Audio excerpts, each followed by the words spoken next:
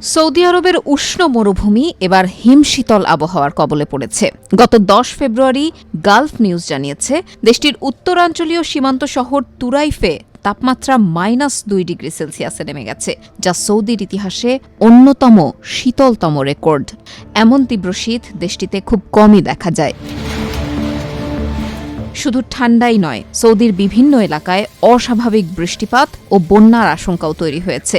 বিশেষ করে দেশের পশ্চিম ও দক্ষিণ পশ্চিম অঞ্চলে কয়েকদিন ধরে ভারী বৃষ্টি হয়েছিল, যার ফলে 2023 সালের নভেম্বরে আকস্মিক বন্যার সৃষ্টি হয়েছিল।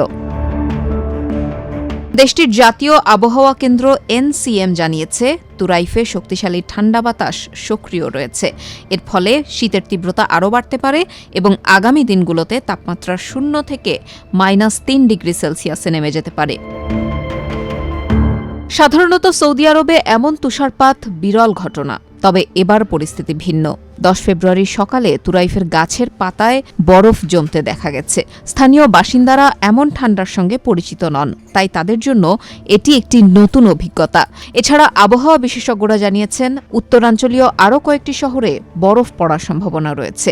কড়া ঠান্ডার ফলে জনজীবন ব্যাহত হচ্ছে। স্কুল, কলেজ ও সরকারি বেসরকারি কার্যক্রমে প্রভাব পড়ছে। সৌদি আরব সাধারণত গরম ও শুষ্ক আবহাওয়ার দেশ। গ্রীষ্মের তাপমাত্রা 50 ডিগ্রি সেলসিয়াস পর্যন্ত ওঠে। কিন্তু বিশ্বজুড়ে জলবায়ু পরিবর্তনের কারণে এবার দেশটিতে অস্বাভাবিক ঠান্ডা ও ভারী বৃষ্টির দেখা মিলছে।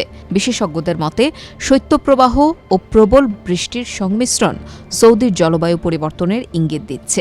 2018 ও 2021 সালে তুরাইফে সামান্য বরফ পড়েছিল, তবে এবার শীত আরও তীব্র হয়েছে।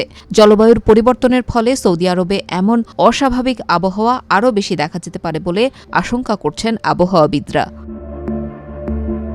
এছাড়া সৌদি আবহাওয়া কেন্দ্র সতর্ক করেছে যে দেশের সবচেয়ে বড় পূর্ব প্রদেশের দক্ষিণাঞ্চলে ঘন কুয়াশার কারণে দৃশ্যমানতা মারাত্মকভাবে কমে যেতে পারে। বিশেষ করে ভোরের দিকে যানবাহন চালকদের অতিরিক্ত সতর্ক থাকার পরামর্শ দেওয়া হয়েছে। বিমান চলাচলেও এর প্রভাব পড়তে পারে বলে আশঙ্কা করা হচ্ছে। এর আগে 2023 সালের নভেম্বরে জেদ্দায় ভয়াবহ বন্যা হয়েছিল, যেখানে ব্যাপক ক্ষয়ক্ষতি হয়েছিল। এছাড়াও মদিনা, মক্কা, জেদ্দা, আসির ও জিজান অঞ্চলে কয়েকদিন ধরে ভারী বৃষ্টি হয়েছিল। এই বৃষ্টিপাতের ফলে কিছু এলাকায় রাস্তায় পানি জমে যাতায়াত ব্যবস্থা ব্যাহত হয়েছিল। যদিও আবহাওয়া বিভাগ বন্যার পরিস্থিতি আরও খারাপ হতে পারে বলে আগেই সতর্ক করে দিয়েছিল।